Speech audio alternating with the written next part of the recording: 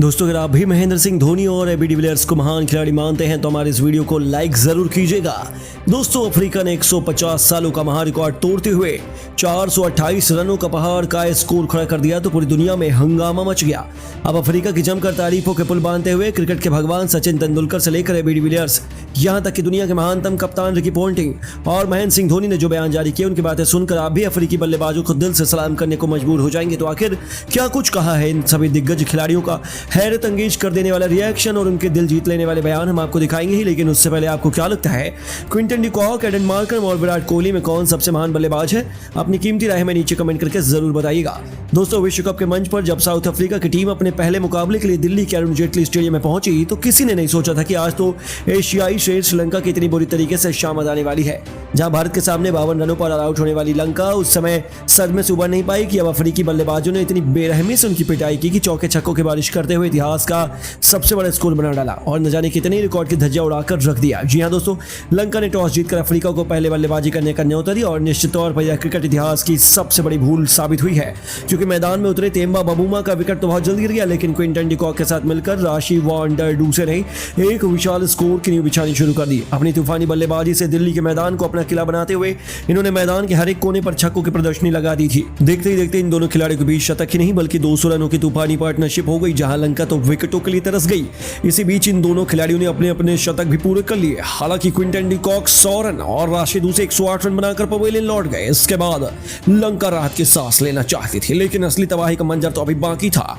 शेर के मुंह में खून लग चुका था और जिस रफ्तार से अफ्रीकी पारी आगे बढ़ रही थी उसी को जारी रखने के लिए कैप्टन एडन मार्करम मैदान में उतर गए और उन्होंने वर्ल्ड कप का सबसे तेज शतक ठोकने का रिकॉर्ड बना डाला। केवल 54 गेंदों पर अफ्रीकी कप्तान ने 14 चौके और 3 छक्कों के बदौलत 106 रन ठोके और अंत में डेविड मिलर और हेनरी क्लासेन के तूफानी की बदौलत अफ्रीका ने 50 ओवरों में 428 रन बनाकर पूरे क्रिकेट जगत को हड़कंप मचा दिया।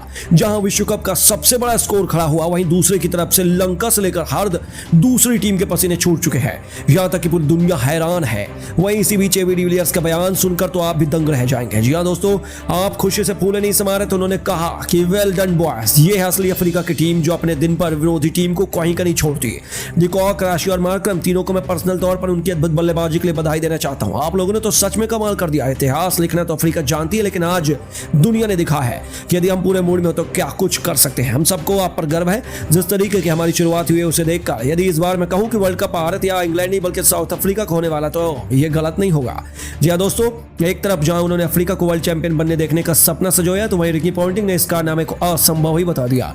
अद्भुत, अविश्वसनीय, अकल्पनीय जिस तरीके की तबाही आज हमें देखने को मिली है ऐसा दशकों में एक बार होता है। साउथ अफ्रीका, आपने इतिहास रच दिया। आज मुझे वह दिन याद आ गया जब अफ्रीका ने सबसे बड़े लक्ष्य का पीछा किया था। आज उससे भी खतरनाक बल्लेबाजी इन अफ्रीकी बैटर्स ने की है। सैल्यूट है उन्हें। इन्होंने दिखाया कि यदि आप अपनी काबिलियत का 100% इस्तेमाल करें तो कैसे इतिहास लिखा जा सकता है। तो दोस्तों खुद सचिन रमेश तेंदुलकर का रिएक्शन भी अफ्रीकी बल्लेबाजों का सीना गर्व से चौड़ा कर देगा। जी हां, उन्होंने कहा मेरे लिए अभी भी अपनी आंखों पर भरोसा करना मुश्किल हो रहा है। यह है पीक अफ्रीका की टीम जो किसी भी मैदान में किसी भी पिच पर किसी भी टीम की धज्जियां उड़ाने में माहिर है। यदि इस तरीके की बल्लेबाजी और इस टीम के साथ मिलकर इस बार अफ्रीका वर्ल्ड कप नहीं जीत पाया तो मुझे बहुत निराशा होगी। लेकिन दोस्तों यह सिलसिला कहीं खत्म नहीं होता। अभी तो महेंद्र सिंह धोनी का बयान बाकी था जिन्होंने भी अफ्रीका को बधाई देते हुए कहा जिस तरीके की शुरुआत अफ्रीका ने की है यह दूसरी टीमों के लिए खतरे की घंटी है। मैं अफ्रीकी टीम को इसके लिए बहुत बहुत बधाई देना चाहता हूं। उन्होंने सच में काबिल तारीफ काम किया और दूसरी टीमों को अब सावधान हो जाना चाहिए क्योंकि इस बार अफ्रीका उन्हें कड़ी चुनौती देने वाली है। उन्हें चौकस समझिए, बाकियों की बहुत बड़ी भूल हो सकती है। वेल डन अफ्रीकी टीम, इस वर्ल्ड कप में हमें आपसे कोई चमत्कार की उम्मीद है।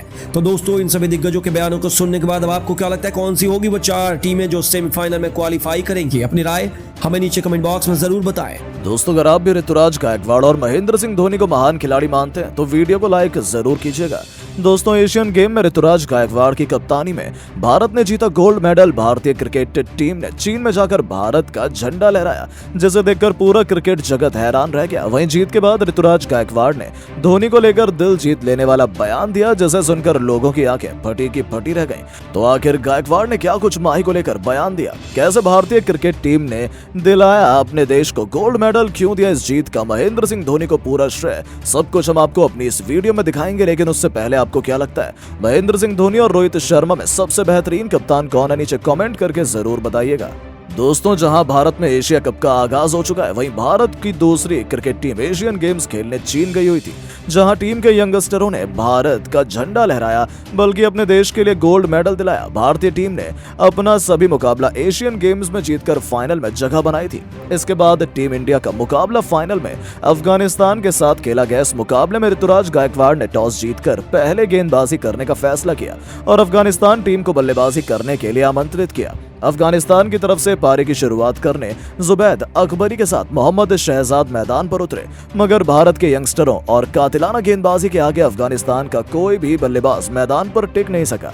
टीम के लिए शिवम दुबे ने दूसरे ओवर में भारतीय टीम को जुबैदा अकबरी का विकेट उखाड़ पहला विकेट दे दिया।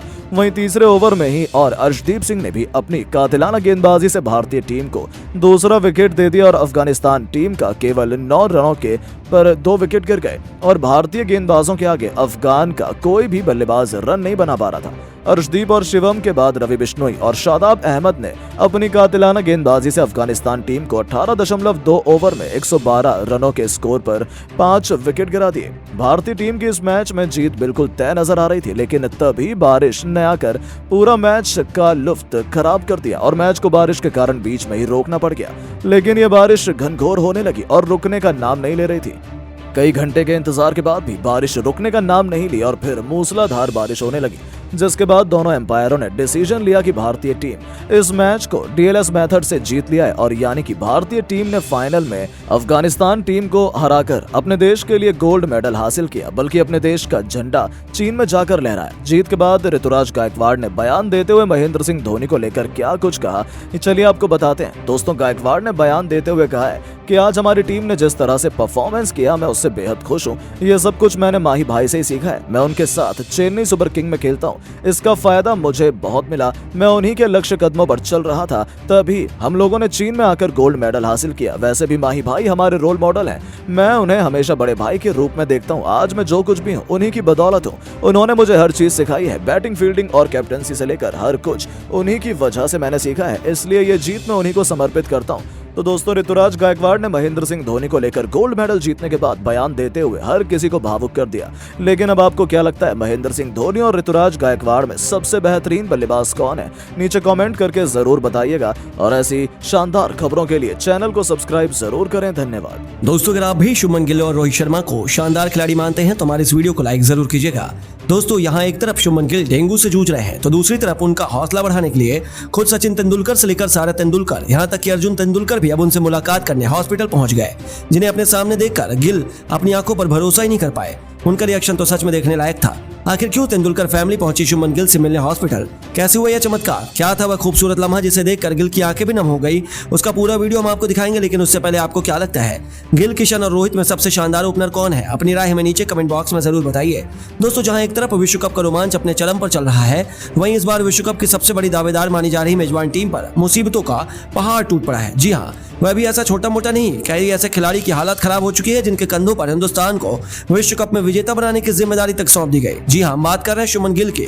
अचानक से वह डेंगू जैसी खतरनाक बीमारी का शिकार हो गए, जिसके कारण अब न केवल वह भारतीय टीम के लिए प्रैक्टिस सेशन में उपलब्ध नहीं हो पा रहे, बल्कि अब तो ऑस्ट्रेलिया के खिलाफ भी उनका खेलना संशय में बना हुआ है। जी हाँ दोस्तों, शुभमन गिल का टीम से बाहर होना हिंदुस्तान के लिए सबसे बड़ा झटका इसलिए भी है क्योंकि वह वही खिलाड़ी है जिसने इस साल भारत के लिए वनडे में सबसे ज्यादा रन बनाने के साथ साथ सबसे ज्यादा शतक भी ठोके हैं। यानी विराट कोहली, रोहित शर्मा, सूर्य कुमार यादव, हार्दिक पांड्या जैसे दिग्गज सितारों के होते हुए यह युवा खिलाड़ी पूरी महफिल लूट रहा था और पूरे देश का बोझ अपने कंधों पर उठाया हुआ था। इसी कारण उन्हें विश्व कप में भारत का ट्रम्प कार्ड माना जा रहा था, लेकिन अचानक से उनकी किस्मत में ग्रहण लगा और वह डेंगू से ग्रस्त हो गए। इसके बाद तो पूरे हिंदुस्तान में मायूसी छाई हुई है। उनके जल्द स्वस्थ होने की प्रार्थना करोड़ों फैंस कर रहे हैं। वहीं शुभकामनाओं का तांता भी लगा हुआ है, लेकिन इसी भी शुभमन गिल के लिए सबसे खास इंसान उनसे मिलने अस्पताल जा पहुंचा है। जी हाँ, आपको बता दें, खुद क्रिकेट के भगवान सचिन तेंदुलकर शुभमन गिल की हालत का जायजा लेने अस्पताल पहुंचे हैं और उनसे मुलाकात की है। सचिन को अपने सामने देखकर वो अपनी आंखों पर भरोसा ही नहीं कर पा रहे थे। यह सबसे सरप्राइजिंग या कहीं की शॉकिंग लम्हा इसलिए भी था उनके लिए क्योंकि केवल सचिन ही नहीं बल्कि उनके साथ सारा तेंदुलकर और अर्जुन तेंदुलकर भी मौजूद थे। उन तीनों को अपने सामने देखकर गिल की आंखों में आंसू तक आ गए। यह खबर सुनकर अब हर कोई दंग रह गया। जी हाँ दोस्तों, जैसे ये खबर सामने आई मानो पूरे हिंदुस्तान में हाहाकार मच गया, क्योंकि पहली बार सचिन तेंदुलकर ने इतना शानदार जेस्चर किसी के लिए ऐसा दिखाया होगा जिससे तो साफ तौर पर जाहिर होता है कि गिल उनके लिए कितने खास है। इन तीनों ने शुभमन गिल से मुलाकात की, उनकी तबीयत का हाल पूछा और डॉक्टर से मुलाकात करके जल्द से जल्द ठीक होने की प्रार्थना भी की। जहां तीनों ने इस खिलाड़ी के लिए जो किया वह करोड़ों क्रिकेट प्रेमियों को खूब पसंद आ रहा है और अब यह खूबसूरत लम्हा लोगों के बीच सबसे ज्यादा चर्चम बना हुआ है। लेकिन दोस्तों, अब आपको क्या लगता है, ऑस्ट्रेलिया के खिलाफ ओपनिंग मुकाबले के लिए शुभमन गिल और ईशान किशन में किसे भारतीय पारी की शुरुआत करने का मौका मिलना चाहिए? अपनी कीमती राय में नीचे कमेंट बॉक्स में जरूर दें और ऐसी शानदार खबरों के लिए चैनल को सब्सक्राइब जरूर करें। धन्यवाद।